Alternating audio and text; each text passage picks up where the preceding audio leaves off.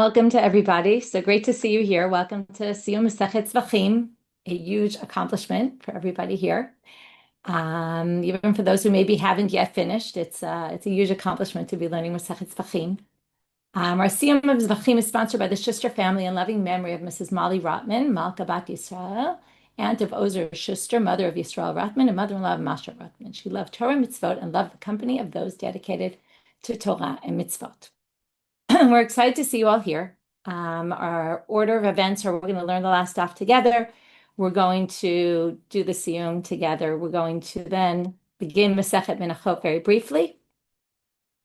Then we're going to have a special shir from Dr. Malka Simkovich on Jewish attitudes towards the Jerusalem Temple in antiquity. And then we're going to have insights from Natalie Taylor, one of our learners, and we're going to finish with our tefillot at the end. So we're going to get started. This has really been a journey, a big journey, this Masechet, and really, really not simple. So again, yasher koach to everybody who made it through, and to those who are even just partway through, and also to those who are just coming to join us for the scene. So with that, we're going to get started and learn our last daf. We're starting from the very last words of daf Kuf Yud Tet Amud Bet by Rabbi Zera.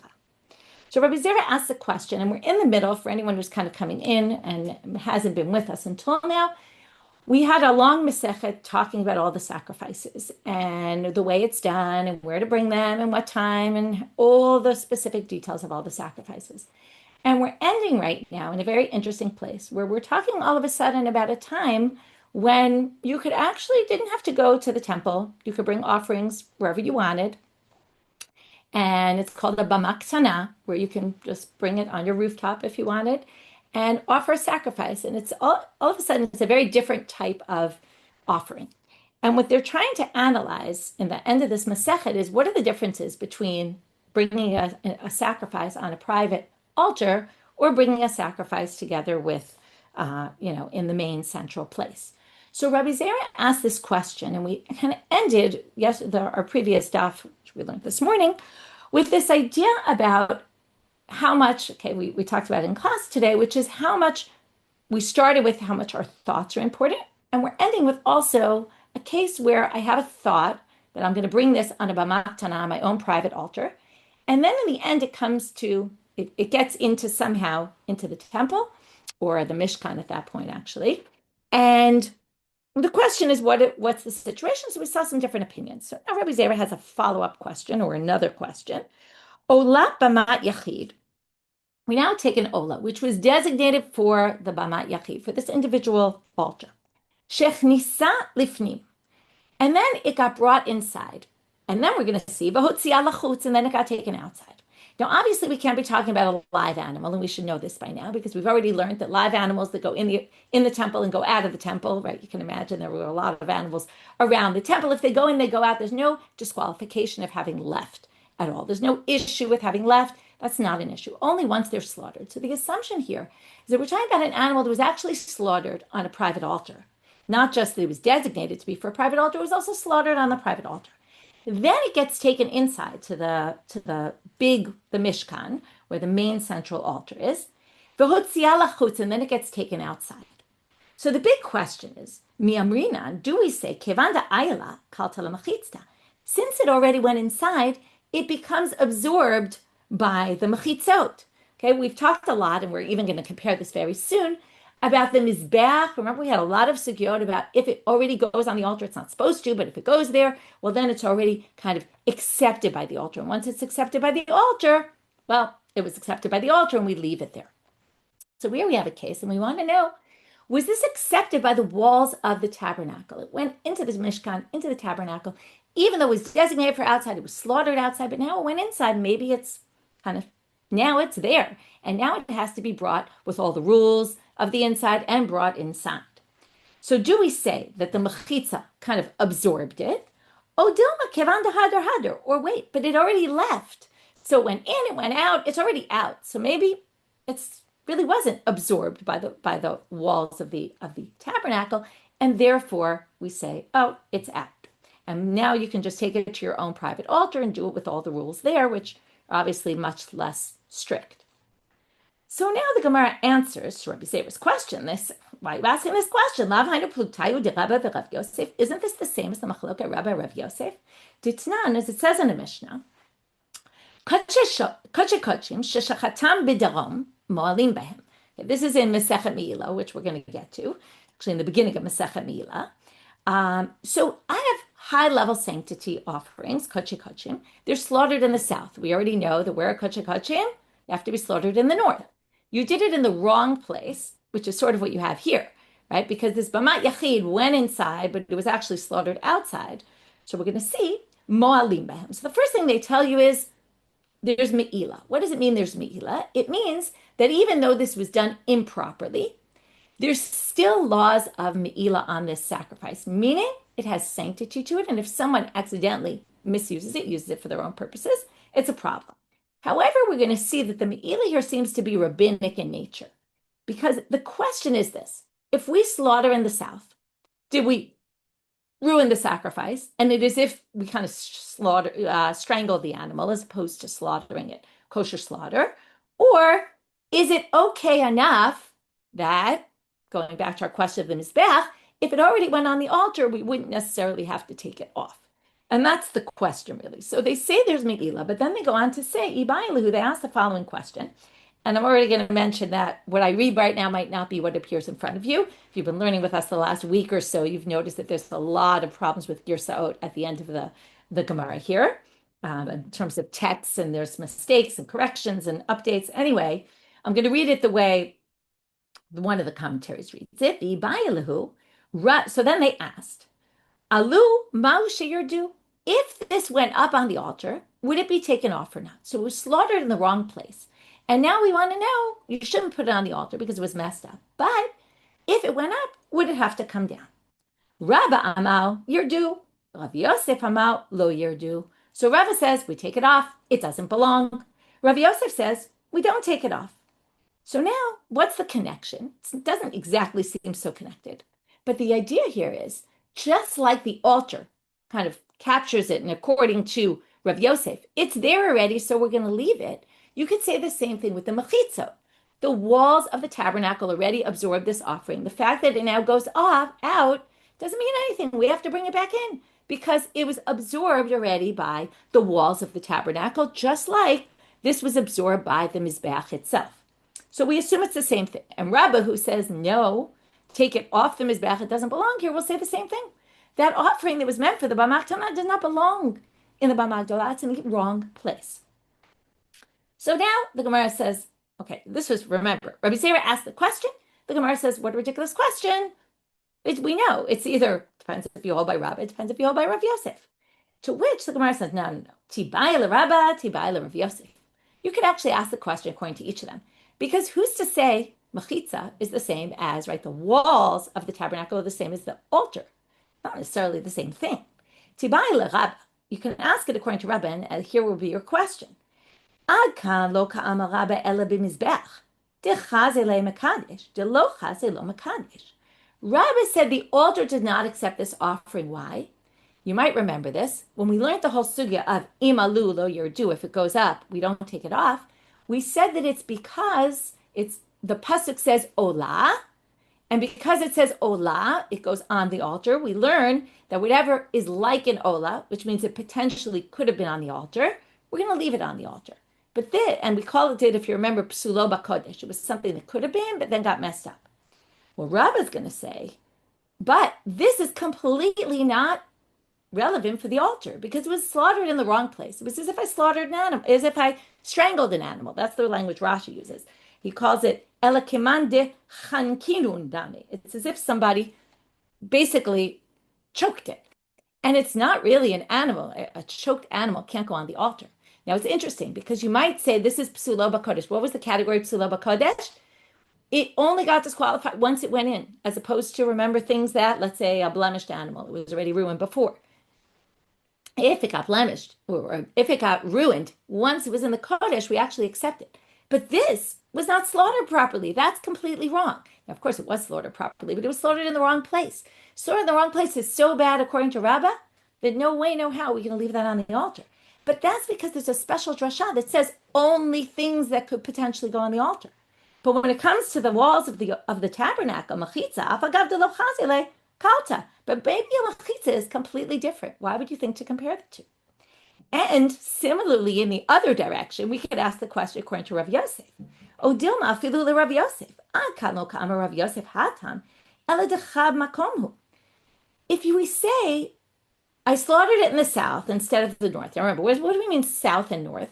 We're in the courtyard of the temple. Remember, there's the courtyard, there's the heichal, which is the covered space, there's the open space of the courtyard. We slaughtered it in the courtyard. Yes, it's true, we did in the south and not the north. But in the end, you're in the temple courtyard, and it was slaughtered in the proper overall place, as opposed to this Bama Ktana sacrifice, which was then brought into the Bama Gdolah. Those are two completely separate locations. So maybe the mechitza has no bearing on anything. The fact that it went in the door and out the door doesn't mean that anything really transpired there. And they say here that according to Rav Yosef, hachaditre mekomot inu lo. Maybe Rav Yosef would say when it's two different locations and you're so far off, it's not just directions and location within one room. You're talking about two completely different locations and you're trying to bring one in the other. And this is interesting, and we're going to come back to this at the end of the daf. It almost sounds like the Gemara is suggesting, again, we're just throwing options out. We're suggesting, right? Because then the Gemara says, oh, Dilma Loshna, or maybe it really makes no difference. But what they're suggesting here is that the Bama Gdolah and Bama Ktana are two completely different things. One's a private altar that anyone can do what they want there, and one is this very public central one altar, right, as opposed to lots of, and you did what you did there has no bearing on what goes on there. So we're left with the question, and the Gemara answers Teku. We actually don't have an answer to Rabbi Zera's question. Now the Gemara says, Milta de pshita le Rabba b'chagis, or Rabbi Yosef b'chagis. And now there was something that was very clear to Rabbi and Rabbi Yosef, right? The question we asked was kind of a follow-up. What would they each say there? But each of them very much understood that the Mizbeach, as opposed to the Mechitza, right? Our question was about the Mechitza. The Mizbeach either absorbed or doesn't absorb, right? The Mechitza will either accept this offering that was done in the wrong location, or it won't accept the offering that was done in the wrong location. When we're talking about Safon and Darom, north and south, that we had the sacrifice supposed to be done in the north, and it's done in the south. So each one had their approach. Rabbi Yosef said it's accepted. It's if you already put it on the altar, we're going to leave. The other one said, no. If you put it on the altar, Rabbi said you have to take it off. That's very obvious to them. But sometimes what's obvious to us is not so obvious to somebody else. And the Gemara is going to say, Rabbi Yanai wasn't so clear on it. But now we're going to have sort of a hybrid case. We took two completely different cases. One had to do with slaughtering in the wrong place in the sanctuary, in the courtyard, the Azara, and north versus south, and then going on the altar. Then we had our question, Rabbi Zera's question was about slaughtering it outside, bringing it inside, right? The Bama Gdolah, Bama Ktana, but about the Mechitzo, not about the Mizbeach. So Rabbi Yanai's question kind of is a hybrid question that crosses over both. Tibai Rabbi Yanai, he asked the following question. Evrei olat bamat yachid, sha'alu lemizbeach, again, problems with the girsa, ma'u sheyirdu. Okay, so now he says, if you have an olah that was done on the bamat yachid, on the individual private offering, it was slaughtered there, and then instead of burning it outside where it was supposed to be, somebody brought it inside and put it on the altar. So now, what's the question? Right, the question is, does the altar accept it? Before we were just talking about the walls, and then we had this whole distinction. Maybe you'll distinguish between the walls and not the walls. But he's saying, what if it was on the altar, and he doesn't know whether we would have to take it off or not? So now, again, I'm going to just point out one more last time, there's also some girsa problems here, and if this seems strange to you, so there's a better girsa, I think, but the Gemara here says, Hecha de lo mashla behena or lo tibayla. If it went on the altar and the fire didn't go start consuming it yet, we don't even have a question. Of course, you're going to take it off, which is a little surprising, which is why some of the other gears say, no. Okay, let me just finish the line. The question is, once the fire started consuming it, then would you take it off or not? And the answer is teku. Some people think it's the opposite, that it's if the fire had already gotten to it, it's obvious you would leave it. It's only if the fire hasn't gotten to it yet, would you take it off or not? So there's a bit of a debate about what this line is, but the point is they partially answer the question. Okay, now we're going to move on to another question about Bamat Yachid, And again, what we keep dealing with is on these private altars, how are the rules similar or different? So, shchitat laila. Okay, we're reviewing a lot of halachot we learned in the Masechet. You're not supposed to slaughter at night. No sacrifices were slaughtered at night. What if you do it on a private altar, right? Well, again, once you're going private, maybe it could be completely spontaneous. We don't need all of those rules that we had for all the other ones. So Rav Shmuel, machloket between some of our favorites, Rav and Shmuel, chad amar kshera, chad amar psula. By the way, notice his language. Kshera means it's accepted. It doesn't necessarily mean you should do this. But if you did it, it's accepted. And one said, no, it's disqualified. V'kami palge b'Rabbi Elazar. Their actual machloket is based on Rabbi Elazar. To Rabbi Elazar Rami Kraya Hadadi. He brought two psukim that contradict each other.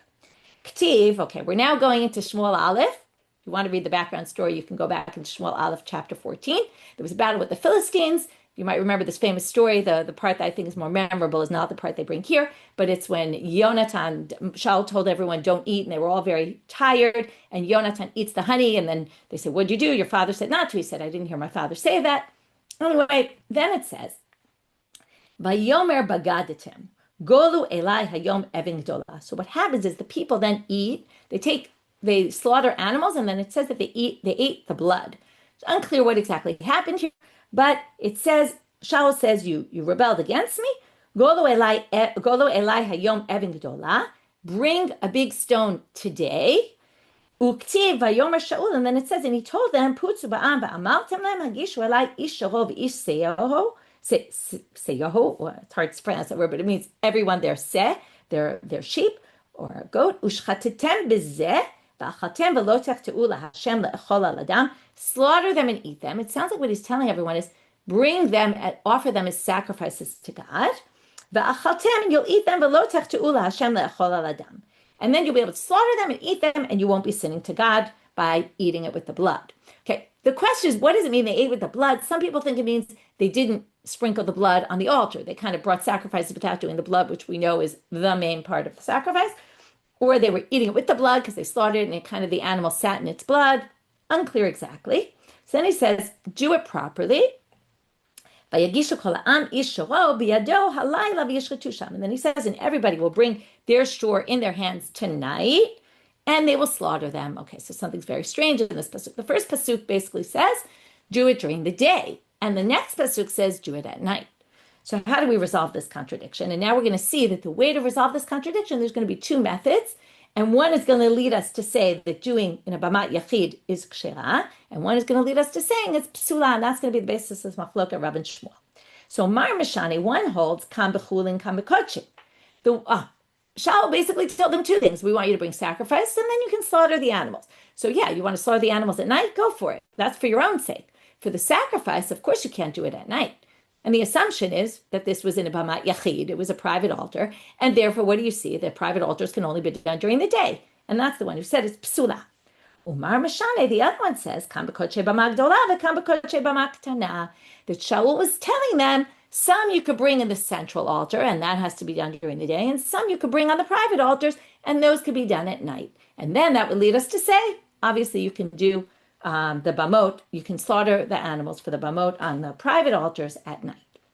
Okay. Itmar, another machloket. We have a lot of debates here about what was going on in these bamat yachid. Ola bamat yachid, Rav Amar. Okay, you can imagine, by the way, maybe it's a valid point to make here. Why were there so many debates about this? Because they're talking about something that happened so long ago. I mean, maybe that isn't the best answer, but you could say that they happened so long ago in history that they weren't doing this for so many years. You're talking way back in Novin Givon's time in Gilgal, right? They're so far away from the reality, although maybe that's not the best excuse because they have lots of debates about other things that are also going on in their time. But I think it's a possible reason here why they don't know really what went on. Especially now we're going to go all the way back to the desert. This is something we saw before, but now we're seeing it in the name of Rav and Rabbi Yochanan. Rabbi Yochanan amar tu'unav shefen nituach. These are things that you do with the korban olah. You cut it up into pieces. Right, first you take off the hide, and then you cut it up into pieces. So, did you need to do that on the bamat yachid, on the private ones, or not? Well, it really depends on what. They have this argument based on what Rabbi Yossi Aglili says. Detanya Rabbi Yossi Aglili Omer. Remember we had this whole thing? When they did it in the desert, and when they say the desert, what do they mean here? before the Torah was given. So when they do it in the desert, before the Torah was given, ain't to have shefa nituach. Didn't need have shefa nituach. She'ain of shefa nituach ela me'ol mo'eh va'elach. Remember we saw this machlokah Rabbi Yishmael, Rabbi Akiva about this. Only once they got the Torah and the Mishkan was put up, only once there's a Mishkan, then they need to have shefa nituach. Umar savar me'ol, and then what? Well, we're basically going to call the time before Matan Torah is like private altars. So when, let's say, they got to Gilgal or they got to Novin Giv'on and private altars were permitted, well, you didn't need to do have shefa nituach because that's not the way they did it before the Mishkan existed. Mar savar me'ol me'eh va'elach lo shna b'ma gdola v'lo shna b'ma ktana. No. It's true they didn't have shefa nituach before the Torah was given. But once the Torah was given, the commandment was, and this goes back to our debate that we've been debating this whole class, which is how similar is the b'ma ktana going to be to the b'ma gdola? Once they got the rule, well, do we have to do it the way we do it in the central place, or is it going to differ? So the second opinion is no. It's true before they got the Torah or before the Mishkan was set up, they didn't have to do it. But now that they got the Mishkan, and now the rules all change for everything, even for the private ones. Tanya Kabatei de Rabbi Yochanan. We're now going to bring support for Rabbi Yochanan, who says you actually need to do it the same way it's done on the big altar. Dvarim shebein b'ma gdola leb'ma ktana. Here are the differences between them. Okay, this we've seen before. Keren v'kevesh v'yasov v'ribua b'bama gdola. Ve'ein keren v'yasov v'kevesh v'ribua b'bama ktana. Remember, the doesn't need the corners, right? That you have to put it doesn't have the horns. You don't have to put the dam, the blood, and the chatat, for example, on the horns. You don't need the base of the altar. You don't pour the blood on the base of the altar. It doesn't need to have that base. It doesn't have a ramp. It doesn't need a ramp. It doesn't need to be square.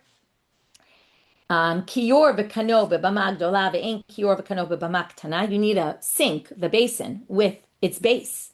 You don't need the basin with its base in a b'ma ktana. Chazeh v'shok b'bama gdola. The Kohen gets the portions of the chest and the thigh. But ein chazeh v'shok b'bama ktana. But he doesn't get any of those portions. Remember, the Kohen doesn't even need to do the avoda in the b'ma ktana. Hefshep, and here you go. Here's the proof for Rabbi Yochanan. This is why we brought this whole braita. Hefshep v'nituach b'gdola u'ktana. Dam mati. Okay, so the hefshep v'nituach is both in the big one and in the small bamot. So here you see the private altars. You also need to flay take off the hide and cut it up into pieces in the korban ola. And the last one, which is our lead into the very last part of the last Mishnah that we saw, which was a while ago already, a week ago. But dam, this is just brought because it's the end of the braita, but you're going to see it parallels the Gemara that we're about to jump into right now, our last sugya for today. Dam matir umfadel b'gdola u'ktana, mumin uzman b'gdola u'b'ktana. Other things that are similar is that the blood permits. That's the central part of every korban. And it's mifagel, right? Also, you can ruin a korban with pigul if you have the wrong thought, going all the way back to the beginning of our Masechet. And mumin blemishes. This actually didn't appear in our Mishnah. And zman, okay, meaning all the korbanot have a specific time that you can eat them. Beyond that time, it becomes what we call notar. Okay, what's missing here that was in our Mishnah is tameh. It doesn't say the laws of tumah also, and the blemishes is missing in the Mishnah. So now we're going to go to that line in the Mishnah. So that was all just a bright to prove Rabbi Yochanan. Now we get to the Mishnah. The last line in our Mishnah, we're going to deal with that one. Aval notar v'azman v'tameh shavim b'zeh u'b'zeh. Okay, so notar zman we described in the Mishnah, even though there's a machloket about this, but let's call it pigul. You can have a pigul, a thought about doing it at the wrong time and ruin the korban. And tameh, and that's going to be true for all the korbanot, whether it's done on a private or a public altar. To prove this, we want to ask a question now about zman. How do you know that there's a time frame? And this is the last question we're going to end with. How do you know that there's a time frame for these korbanot? Minayin la'asot zman b'bama ktana k'bama gdola. How do you know that time is a factor also in the small bamot? So now again, I have these words in parentheses, so we're going to skip them. And it's kind of missing a word here, but it's asking it as a question. Like most they start out with Yachol, you might have thought. The Torah says in general, if you leave it overnight, remember, if you don't deal with the korban that day, right, and then sunset hits, or 3 stars come out, you're done, right? You have to burn it. And Yotze Yisaref, and if it leaves the place, okay, this is if you ever talk about korbanot, right, and sanctity, the big words are sanctity of space and sanctity of time. And this is the concepts we're ending with. So Yotze is space issue, space disqualification, and Lan is a time disqualification. So Ma Yotze kasher bebama, Avlan kasher bebama. Now there's no law of Yotze because your private altar has no sanctity of space. So maybe it also doesn't have sanctity of time, to which the Gemara says, "V'lav kavachomer hu me'ofot." So you might have thought maybe it's not a disqualification, but wait, wouldn't you learn it from the birds turning out on a bet? Ma'ofot she'en hamun. Now, how would you learn it from birds? You'd say, look, birds ein hamun posel bahem. There's no disqualification of blemishes by birds, and yet zman posel bahem, but they're limited in time, right? You don't deal with it that day after you do malika, it's ruined. Kodshe b'maktana sha'amun posel bahem. Now remember, blemishes ruin things in a b'maktana. So ein odin. So wouldn't you then say, if by the birds where the moon, the blemish is not a disqualification, and yet time is a disqualification, wouldn't you think that in a b'maktana, when a blemish is a disqualification, wouldn't also then time be a disqualification? To which they say, you can't learn it from birds because you're trying to say birds are more strict, right? Because even though the moon doesn't disqualify, but time disqualifies. Sorry, it's more lenient, you want to say. But they say, what do you mean? There's something very severe, stringent about the birds. That's not true at all about the b'maktana. What's that? Malofot shekain ein hazal kasher bahem. Non-Kohen can't deal with bird offerings, and yet tomar b'maktana shazar kasher ba. But in a b'maktana, anyone can do the avoda. So here you say, oh wait, so maybe the b'maktana is more lenient, and maybe really zman wouldn't be a disqualification. But we know it is. How they're going to learn it? Very interesting pasuk to be ending with. Lo yehei zman pasul ba. So you might have thought it's not going to disqualify. Talmud Lomar, in the end, forget logic. Okay, this sounds like everything we've been learning in this Masechet. They keep trying to make logical arguments. In the end, they learn it all from drashot. Talmud Lomar, v'zot Torat Zevach HaShlamim. La'asot zman b'maktana kizman b'magdola. What do they say here? This, you might remember, we've done this a lot, and say, this is the laws for the Zevach HaShlamim. What it means is, this is what we call uniformity. There's uniformity, okay? They say it's about time because those psukim end up leading us to talking about notar and pigul about 6 psukim later. But that zman is going to be relevant for all zevach shlamim, whether they're brought on a small altar, whether they're brought on a large altar. Now, why is this interesting? Well, I think this is very interesting for many reasons. If you think about our Masechet, we've been dealing with a lot of tedious details. Where, how, what you do with what sacrifice, what all the rules are. Every sacrifice has its own unique system, its own unique rules, and then the question is, which ones do we learn to other ones? And right, it sounds a lot like a technical manual, this Masechet, right? And I think a lot of us struggled with this Masechet, partially because of that. Number one, we're dealing with a technical manual, and it's stuff that we actually don't practice in our lives. So even if we could deal with technical manuals about things that are practical, this is a very pretty impractical Masechet. But in the end, the Masechet ends with this concept of uniformity. That as much as we were discussing throughout the entire class and really in the whole last chapter, what are the differences between the private and the public and all that? In the end, they take this all-encompassing pasuk. It's really all the same. Now, it's not really all the same. We saw it wasn't really all the same. We spent the whole daf right now discussing all the ways it was different. But they end with this message of uniformity. And I thought about, if we think about the korbanot in general, first of all, the word korban comes from the root lekarev, to bring us close, right? What are we trying to do when we bring korbanot? To get close to God, right? That's our goal. And there's so many ways to do it. And I think it's fascinating if you think about it. Yes, it's true. It was a lot of details and each one had its own thing. But really, each korban has its own personality, so to speak, right? Its own unique characteristics. The ola is, everything to God. The shlamim is, we're going to share. We're going to have a part. The kohanim are going to have a part. God is going to get a part, right? It's sort of a shared offering. Then we get to the chata and the asham, and that's a different way of connecting with God, which is, well, I made a mistake. I turn to God to kind of look for atonement. These are all different ways of connecting with God. And I was thinking about the fact that, in a sense, we, first of all, I think different people connect to God in different ways. And I think we each connect to God in different ways at different points in our lives, at different points in our day, at different points, right? There's all different methods of how to go about doing it. Sometimes we call out to God when we're in trouble, right? That's the chatat, the asham. I made a mistake. I need to fix it. Turn to God. Other times it's just an outpouring of thanksgiving. It's a way to just reach out to God. So I think that what's going on here is that, number one, we're talking about all different kinds of people relating to God in different ways, and even within ourselves relating to God in different times in different ways. And I think that what's interesting is that they're ending the Masechet with this b'maktana, because what's the b'maktana really? Right? It's a way of, after dealing with all the rigid, structured Masechet, all of a sudden it's trying to say there's actually an alternate form. And there's spontaneous and wherever you want and however you want and with all the different details. But by ending with this pasuk, Zot Torat Shlamim, one is no better than the other necessarily. In the end, they all have the same end goal, which is we all want to get closer to God. And if you think about what does this message mean to us today, because we don't have sacrifices, but we all have our ways that we connect with God. If you talk about the three-way things the world stands on, Torah, Avodah, and Gemilut Chasadim, right? There's Torah, there's prayer, there's Chesed. We all have our balance of, how much of each of those things we do. We all have our individual way of connecting, and sometimes it's through one more than the other. And my bracha, as we finish the Siyum, is that we each find our ways to connect to God in the way that works for us the best, and some sort of balance of maybe the different methods. And we each find our own unique way, and maybe also through learning and also through doing tefillah and chesed, and may that all lift us up and bring us both. The temple was also a place where everybody kind of was brought together. So may we use it as a way to bring uniformity and unity, that we each have our way of connecting. With that, Hadran alach parat chatat uslika la Masechet Zevachim. I'm going to share right now our Hadrans. I'm going to say the Hadrans together if everybody's ready. Okay, second. Okay, here we go. Hadran alach Masechet Zevachim v'hadrach halan. Da'atan alach Masechet Zevachim v'da'atach halan. Lo nitnashe minach Masechet Zevachim v'lo titnashe minan. Lo ba'al mahaden v'lo ba'al mada'ate. Hadran alach Masechet Zevachim v'hadrach halan. Da'atan alach Masechet Zevachim v'da'atach halan.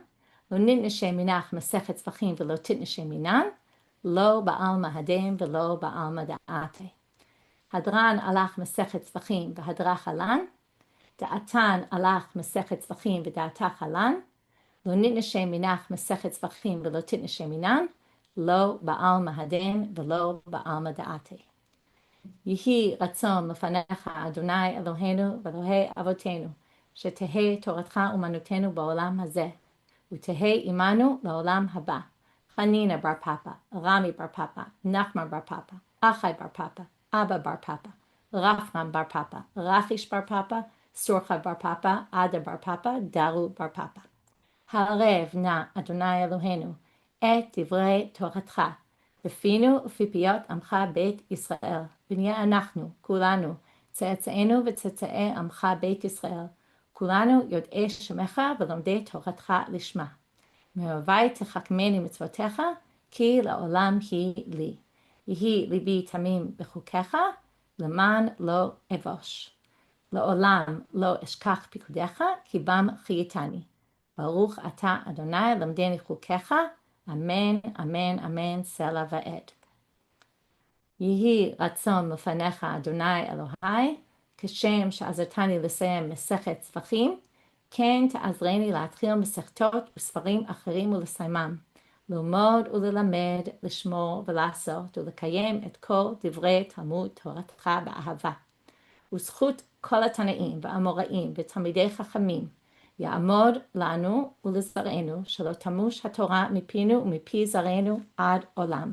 ויתקיים בנו ותהלכך תנחה אותך, בשוכבך תשמור עליך, והקיצות היא תשיחך.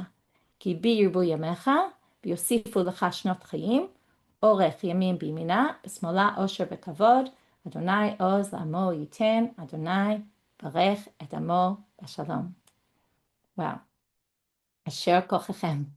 Amazing, amazing, amazing accomplishment. This was really, really, really not an easy Masechet, and it's the first in a stretch of not such simple Masechtot. Love to tell you that it's going to be much simpler.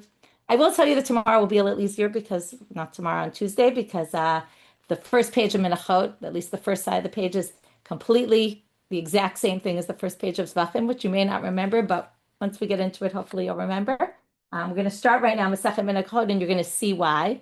Okay, we'll start very quickly, but you should really take a minute to just say, wow, wow, wow, amazing accomplishment. It's our final stretch, really, so you should be excited. This is the last stretch, the Kodshim, till we get to Nida at the end. Okay, let's just start Masechet Menachot. Kol hamenachot shenikmetzu shelo lishman ksherot. Okay, you notice what it's talking about? Shelo lishma, just how we started off in the beginning of Zvachim. Any mincha that you did the kmitza, because remember that's the same as slaughtering. It's the parallel. There is no slaughtering in a mincha, a meal offering. We move all into meal offerings. The menachot that we took a piece out, shelo lishman ksherot. It's kasher, ela shelo alu lebalim l'shem chova, right? But it didn't fulfill the obligation for the owner. Chutz minchat chotei minchat knaot. Other than which ones? The sin ones, because remember, just like the chatat, also there's a minchat chatat. We'll talk about it in the next class, what all those are. And the minchat knaot, which is the sota, which also comes for sin. Those, when you do them shalom lishma, you're not yotzei at all, just like the chatat. Okay, and with that, we'll finish, and we're going to move on to the next part of our program. So I'm very, very excited that we have with us tonight Dr. Malka Simkovich, and she is the editor-in-chief and director of the Jewish Publications Society, and she's also the visiting professor at YU's Revel Graduate School for Jewish Studies. She has a recent book out, if anyone's interested, Letters from Home, The Creation of Diaspora and Jewish Antiquity. And we're very excited to have her with us. I thought it would be really interesting to have someone give us some perspective. I think one of the things that interests a lot of us is what did it look like in that time and what was going on and how central was the temple? So with that, we're going to hear right now from Malka. Thank you. Thank you so much, Rabbanit Michelle. Mazal tov to all of you. Good afternoon, good evening, good morning. It's such a privilege to be learning with all of you. I'm going to speak for a few minutes about the role of the Beit HaMikdash for the Jewish people in ancient times, and in particular during the era before the rabbinic period, the time of the second Beit HaMikdash, which begins in around 515 BCE and of course ends in 70 CE with the fall of the temple at the hands of the Romans. And the question that I'm going to be asking in my little bit of time is more narrow than simply what did Jews think of the temple, but I want to ask whether they went on pilgrimage. And the reason why I want to ask this question is because the role of the temple, as it's laid out in the Torah, presumes a society that is living in the land of Israel. So if you look at passages in Shemot and in Devarim and elsewhere, there's a presumption that the society that centers around the temple is a society that is in proximity to it. I'm going to share my screen just so that you see some of these sources. Hold on a second. Okay, so now you should see some of these sources. And if anyone is interested, I would be glad to email this to you because you will see this is a 7-page source sheet, and I will not even skim the surface of what is in the source sheet. So don't stress. In the Torah, the notion of visiting the Beit HaMikdash is not simply a recommendation, it's a mandate. The Torah tells the Israelites that they have to go on pilgrimage to the land to bring sacrifices. And here I have a little tasting menu of some of those references to the mitzvah. These aren't the only ones, but you can see it's very unequivocal. Shalosh regalim tachog li bashana, shalosh pa'ami bashna yireh kol zechorcha el pnei Adon Adonai. And you can look at the second source that I have in Devarim. It's almost identical. Shalosh pa'ami bashana yireh kol zechorcha et pnei Hashem elokecha b'makom asher yivchar, and so on. Now, that is all well and good in the first temple period. In fact, you can learn a lot from the books of the Nevi'im about the way in which pilgrimage to Jerusalem from various areas of the northern and southern kingdoms were kind of barometers for an Israelite's or a Judahite's piety.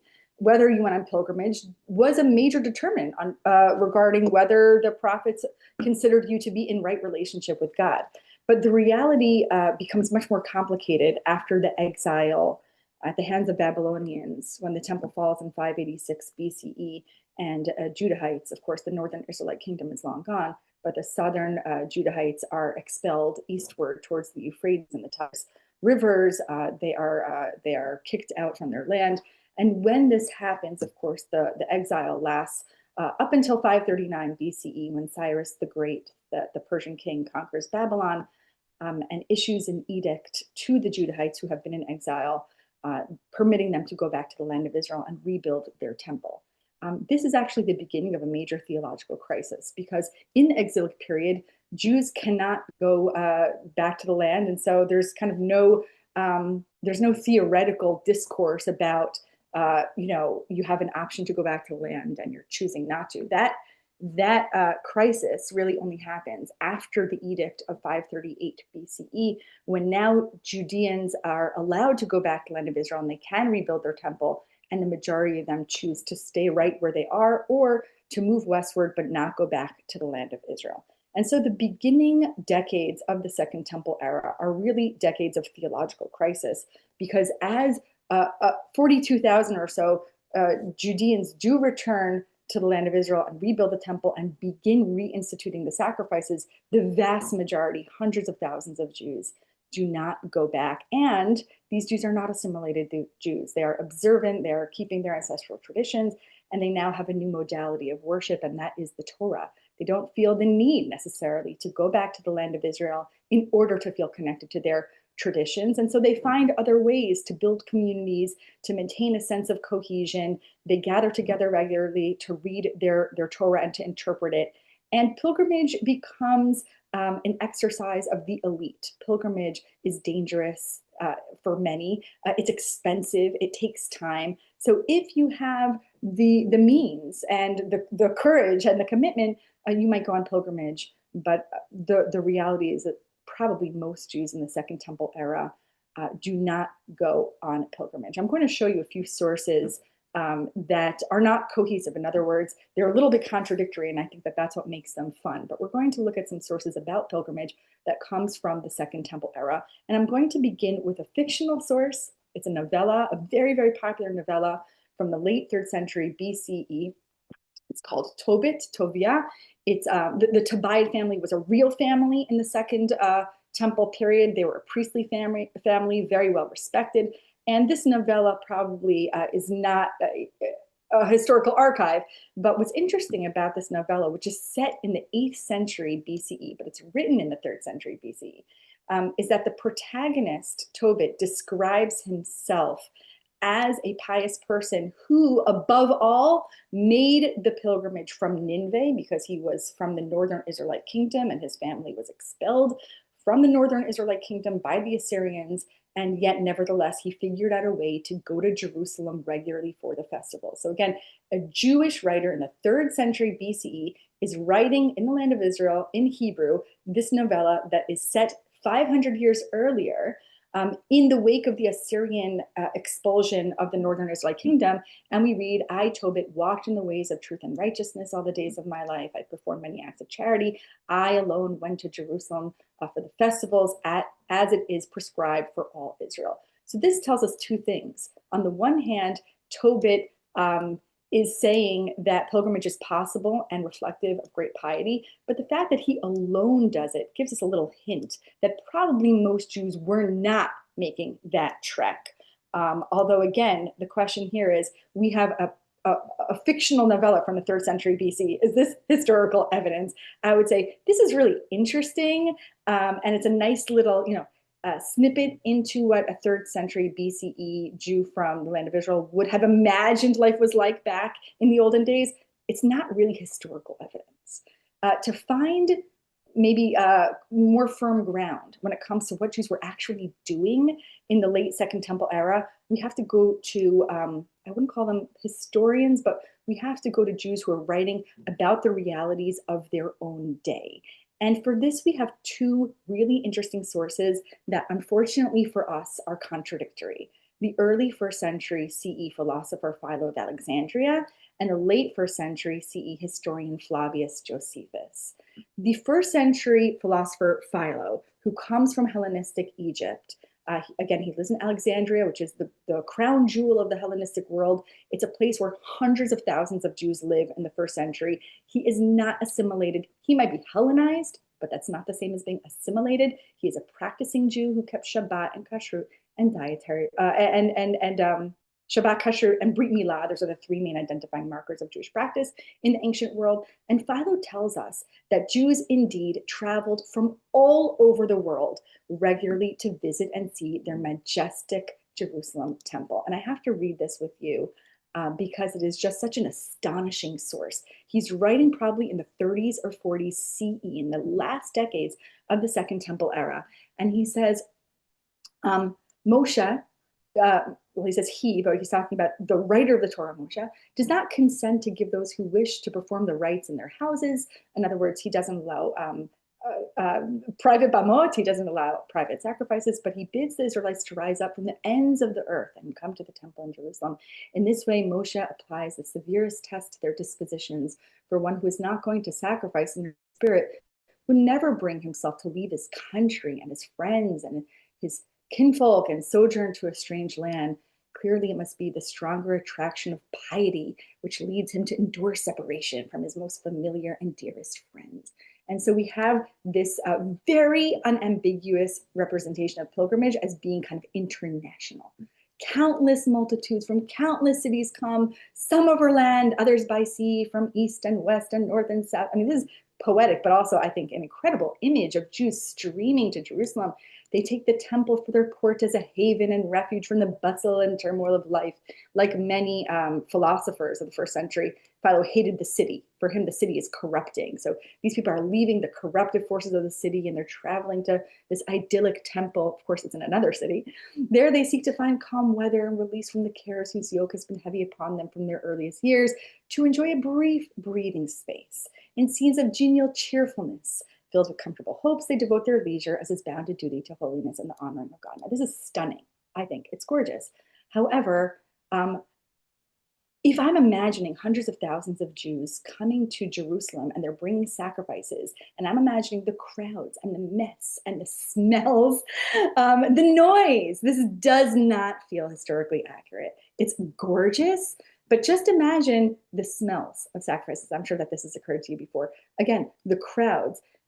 To what extent is Philo imagining the ideal version of what a shalosh, what the shalosh regalim should have looked like versus what actually took place? We cannot know, but it does not seem to scholars that Philo actually made a pilgrimage himself. In fact, he only sees the temple once in his life, and probably not on a holiday.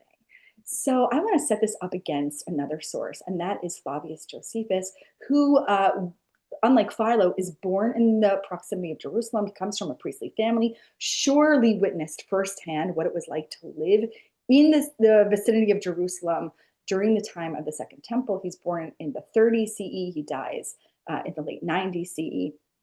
And Josephus, in his third book of his 20-volume work, Antiquities of the Jews, describes at great length all the various kinds of sacrifices that Jews were bringing to the temple.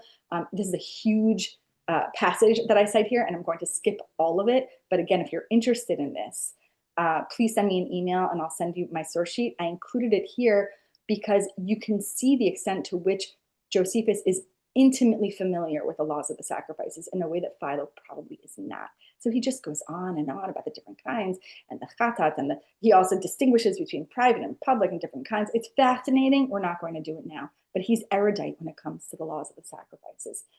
And there must be scholarship comparing this with later rabbinic literature, but I'm not going to go into that now. What I want you to see is how Josephus describes pilgrimage in the fourth book of Antiquities of the Jews, where he says something that is totally different from Philo, and you have to pay close attention. He says, "Let those that live even as remote as the bounds of the land, which the Hebrews shall possess, come to that city where the temple shall be 3 times in the year, that they may give thanks to God." And then he says the same kind of thing about how it brings people together and they come in friendship. It's a good thing for those that are of the same stock, not to be unacquainted with each other. They converse, they see, they talk, they renew the memories of their union. It's kind of like summer camp. You go on the Shalosh Regalim, you see your old friends. And if they do not thus converse together continually, they will appear like mere strangers of one another. So the experience of pilgrimage is one that keeps the Jews together. But notice that for Josephus, pilgrimage is not an international enterprise. It is only for Jews who live as remote as the bounds of the land.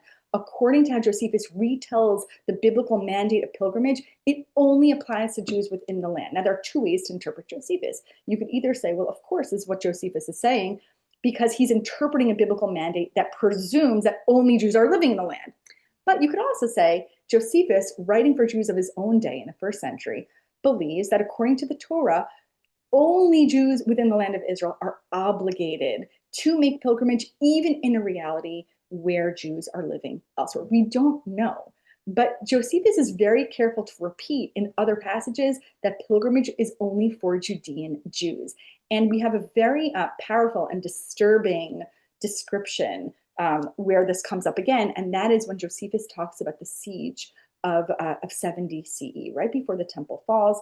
Josephus talks about the siege of Jerusalem, which according to him begins on Pesach. And the reason why it's catastrophic, according to Josephus, is because there are 1.1 million pilgrims in the city. That's what Josephus tells us. He says 97,000 Judeans are taken captive in the war. The majority of them are not from Jerusalem. They had come from elsewhere in the country. So he says the number that were taken captive was 97,000, not belonging to the city itself, for they were come up from all the country for the Feast of Unleavened Bread. So they're not non-Judean Jews. They are Judean Jews, but they're not Jerusalemite Jews. So now, again, we have two images of pilgrimage. We have pilgrimage being a Judean enterprise, according to Josephus, and we have pilgrimage being an international Jewish enterprise. Now, it's very hard to know which is the correct source. And the truth is probably somewhere in between. What I think is very interesting is that both Josephus and Philo describe pilgrimage as something that brings the Jewish people together, and something that inspires friendship and closeness, and almost in a way takes God out of the picture. Obviously, there's a spiritual and religious benefit to pilgrimage, but there's also something very collegial and very social about pilgrimage. In my remaining time, I want to talk a little bit about some material evidence that we have about pilgrimage. I'm going to skip this whole section, but again, I'm very happy to send the source sheet to anyone who's interested. This section, called What About Those Who Stayed Home, is a section that argues that even those Jews who did not make pilgrimage, which I think is probably 98% of Jews in the so-called diaspora, these Jews felt psychically, they felt spiritually connected to their homeland, to Jerusalem, to their temple. And we know this from Roman sources and from Jewish sources. We know this from all kinds of material and literary evidence that tells us that Jews were sending what is the equivalent of billions of dollars to the temple. Cicero in the year 59 BCE gives a very impassioned speech to the Roman Senate, arguing to prohibit the export of Jewish gold to Jerusalem because the Jews were sending so much money to Jerusalem. And the punishment that Rome metes out to the Jews after the war for their rebellion is a punishment that that kind of mocks the machatzit hashekel and forces all Jews throughout the Roman Empire to send money to the temple of Jupiter, because these Jews had been sending money to the Jerusalem temple, and that was considered to be traitorous. It was considered to be seditious to the Roman Empire. So these are some interesting sources about the huge sums of money that Jews who did not make pilgrimage sent to Jerusalem. But here's where I want to close. I want to close with material evidence. How can we know who's right? Is it Philo, who suggests that pilgrimage was common for all Jews wherever they lived? Or is it Josephus, who suggests that Jews who lived far beyond the boundaries of the land of Israel did not go on pilgrimage and didn't have to go on pilgrimage? So the truth is that we can't know, but there are 2 points of material evidence that I want to close with that I think are very interesting. The first one is not on the source sheet. It is the fact that there are pilgrimage paths that have been discovered by modern archaeologists, paths that are not so wide that they can accommodate a Roman chariot, but not so narrow that they're intended for one person to walk. They are family paths. And these paths that have been excavated by archaeologists come from all 4 directions. And archaeologists believe that these were paths for Jewish families to come as units to Jerusalem to bring sacrifices on the Shalosh Regalim. And there's really interesting scholarship on that. You can look up if you subscribe to Biblical Archaeology Review. And I can also, I'm always happy to send you some sources on this. But again, these are pilgrimage paths that have been recently discovered that lead to Jerusalem. And the second and final material source that I want to show you comes from this fascinating 1st century CE inscription that was found by scholars in recent years in Jerusalem. And this is known as the Theodotus inscription. This reads as follows. Theodotus, he was the son of a priest, an archisynagogos, which means the head of a synagogue in Greek. He built a synagogue in Jerusalem for the reading of the law in Greek, that is nomos, which actually means Torah. So for the reading of the Torah and for the teaching of commandments. And he built the strangers' lodging as an inn for those that need it from abroad.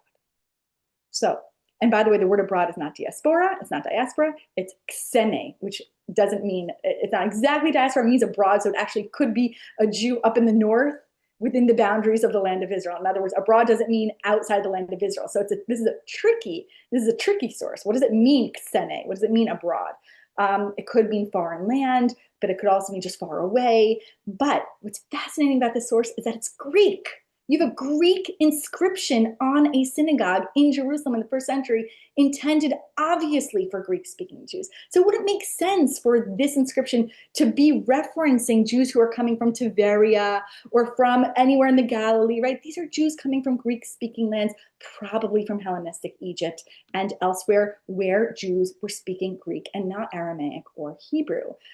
My assumption is still that the majority of Jews in the diaspora did not go on pilgrimage. Nevertheless, I do believe that the idea of pilgrimage was incredibly powerful for Jews, even for Jews who never saw the temple in their entire life. The idea of pilgrimage was a value system. It was a sense of connection.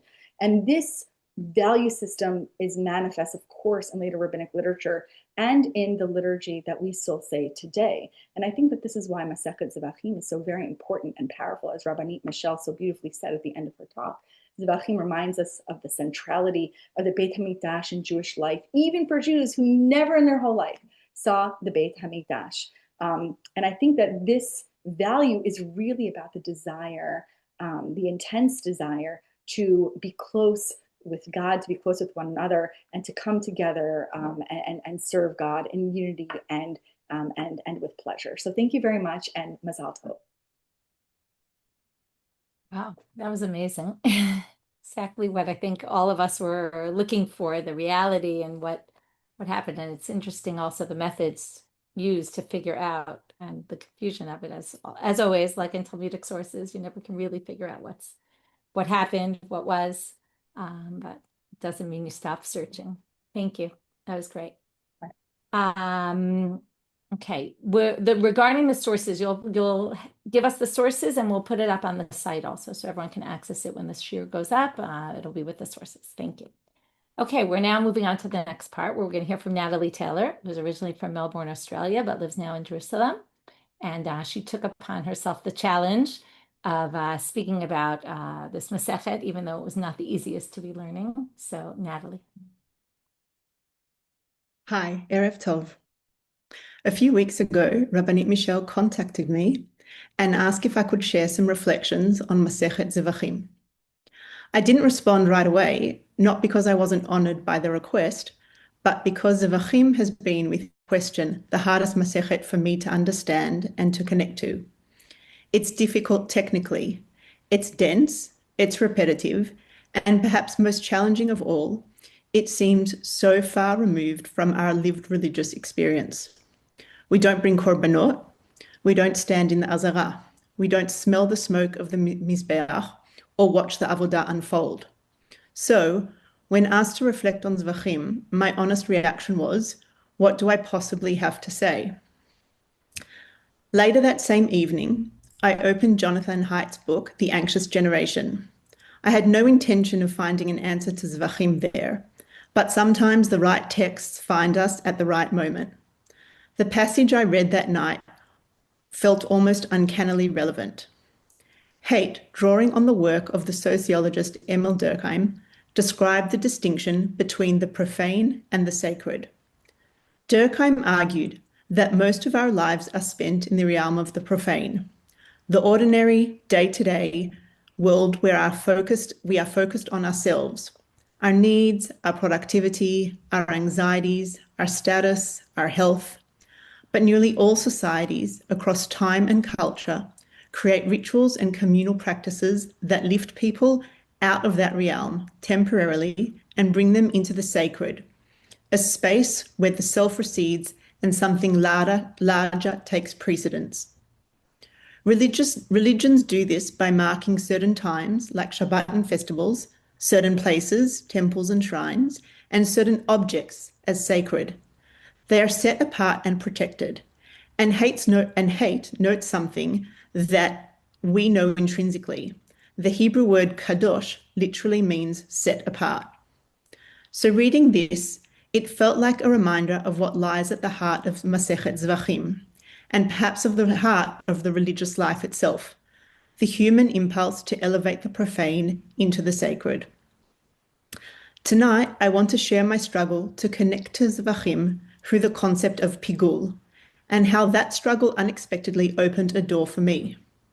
I want to suggest that pigul, one of the most technical and abstract topics in this Masechet, may actually speak powerfully to our lives today, in a world saturated with technology, AI, constant stimulation, and relentless distraction.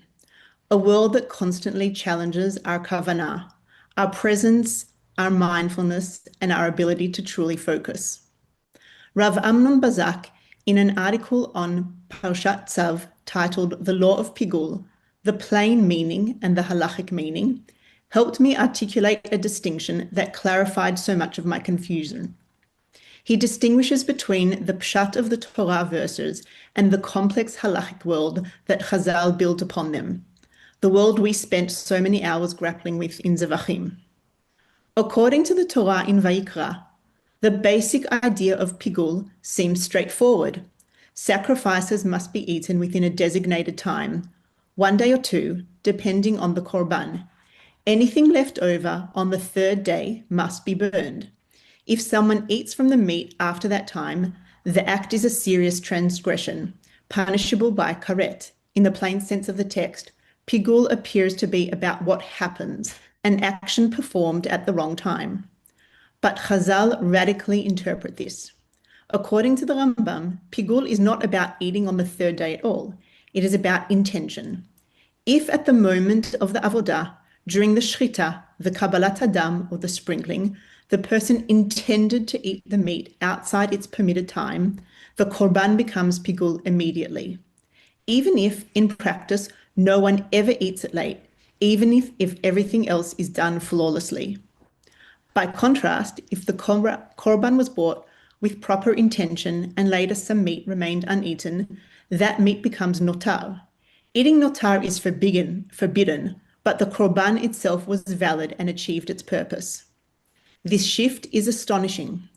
The Torah speaks in the language of actions and outcomes, while Chazal move the entire weight of the law into the realm of thought. What matters most is not what eventually happens, but what was in the person's mind at the critical moment. Rav Bazak shows how this tension between action and intention plays out again and again in Masechet Zevachim. And this is where, for me, the Masechet began to open up. What seemed like an endless technical debate suddenly felt like something else entirely, a sustained meditation on human consciousness. The prophets, too, are deeply concerned with intention, but from a different angle. They criticize ritual not because it is meaningless, but because it can be emptied of sincerity. Shmuel's words to Shaul echo loudly here. Does God delight in burnt offerings as much as obedience? Surely obedience is better than sacrifice. The message is not anti-ritual, it is actually anti-hollow ritual. And this brings us to kavanah. In Zevachim, we learned that even a perfectly executed korban can fail if the inner orientation is flawed. Precision alone does not generate holiness. The act must be accompanied by awareness. Ritual is not performance, it is an encounter. Rav Eliyahu Dessler in Michtav Me'Eliyahu describes the human mind as a field, fertile but vulnerable. Left unattended, it becomes overgrown with distractions, anxieties, and noise. Only sustained attention allows that field to produce growth. Kavanah, for Rav Dessler, is not just about prayer. It is about reclaiming agency over where our consciousness lives. Chabad teachings express this beautifully as well. Korbanot are not ancient rituals frozen in time. They are models for inner avodah. The physical act mirrors an internal process, refining desire, directing thought, aligning actions with purpose. Without that inner movement, nothing truly happens. Seen in this way, Masechet Zevachim is not distant from us at all. It is deeply contemporary. We live in an age where attention is constantly fragmented. Our devices train us to think in half thoughts, to be present everywhere and nowhere at once. Intention is diluted, presence is rare, and perhaps that is why learning a Masechet that insists relentlessly on intention feels so uncomfortable. It demands something that we in this day and age are unaccustomed to giving. The painstaking arguments over Pigul may not be about korbanot alone. Perhaps they are training exercises for the neshama. Hours spent debating a single thought at a single moment are themselves an act of resistance against a culture of distraction.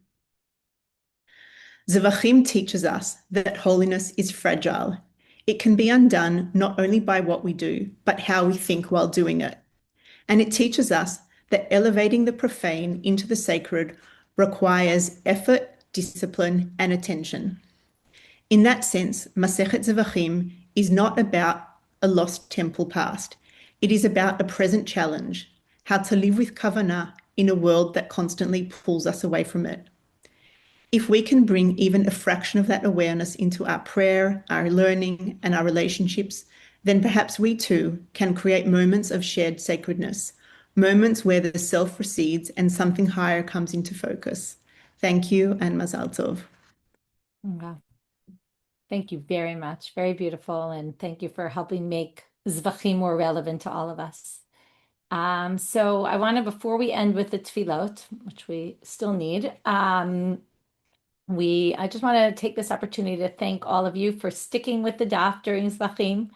I have to say I was a little bit nervous about a dropout rate, and I think it's just amazing the perseverance of all of you and through this complicated Masechet, and knowing that it's also going to be a long road ahead for the next Masechtot, but you'll see it'll get easier as time goes on, and you'll hopefully appreciate Menachot Daf Bet. You'll hear the sounds of familiarity, which should be good for you. And so I just want to thank you all, and thank you for all those who helped our Circle of Friends campaign and joined and gave donations of all ranges, whether anyway, thank you for everyone for that. Thank you specifically to Esther Kramer for sponsoring Masechet Zevachim in memory of her father, Manny Gross. And with that, we're going to finish with the tefillot. We have Tzipi Baroda, Naomi Cohen, and Natalia Islamowitz with our tefillot. So I will share my screen. And okay, Tzipi, you're up. מי שברך אבותינו אברהם, יצחק ויעקב, הוא יברך את חיילי צבא הגנה לישראל ואנשי כוחות הביטחון העומדים על משמר ארצנו וערי אלוהינו, מגבול הלבנון ועד מדבר מצרים, ומן הים הגדולה עד לבוא הערבה, ובכל מקום שהם ביבשה, באוויר ובים. ייתן אדוני את אויבינו הקמים עלינו ניגפים לפניהם. הקדוש ברוך הוא ישמור ויציל את חיילינו מכל צרה וצוקה ומכל נגע ומחלה, ישלח ברכה והצלחה בכל מעשה ידיהם, ידבר שונאינו תחתיהם, ויתרם בכתר ישועה ובעטרת ניצחון.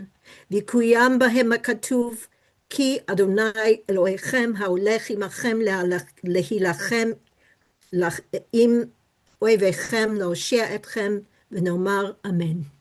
אמן.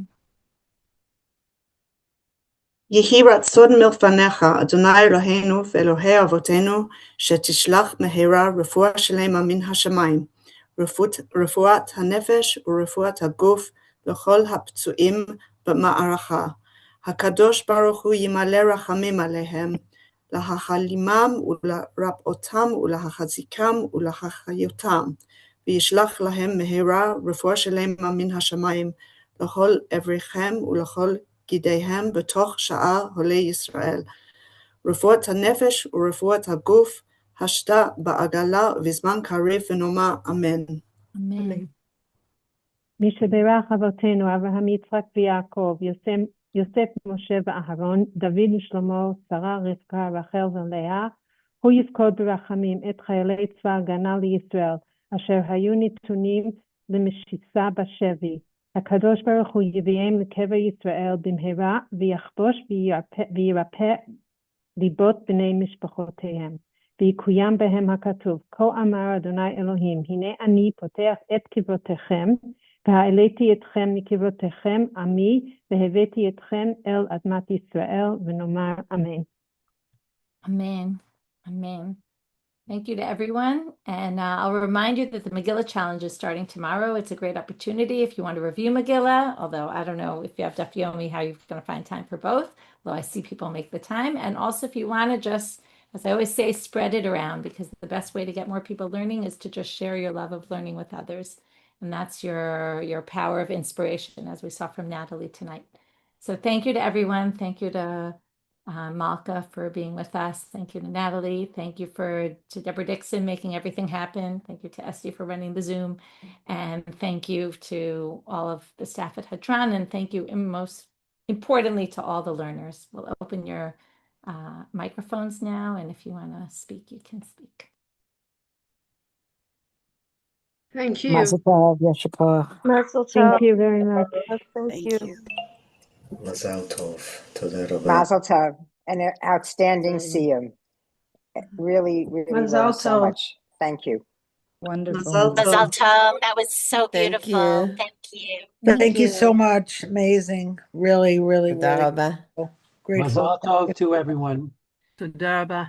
Mazel tov. Malka was amazing. Natalie was amazing. I learned so much, so inspired. Thank you. Thank you so much from me in London. It was really, really wonderful, really moving. Thank you. Also from Melbourne, and it's 5 a.m, and I'm so inspired. You woke up early to say the tefillah prayer. Wow. Laila tov from Beersheba.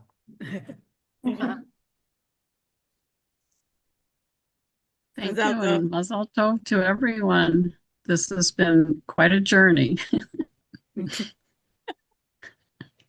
Thank you, Rabbanit Michelle. This has been a very challenging masachet. I've been with you from the beginning, and I look forward to completing the entire shas with you. Toda rabba.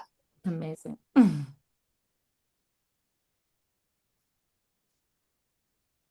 Thank you.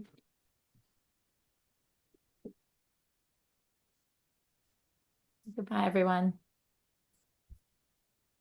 Bye. Thank you.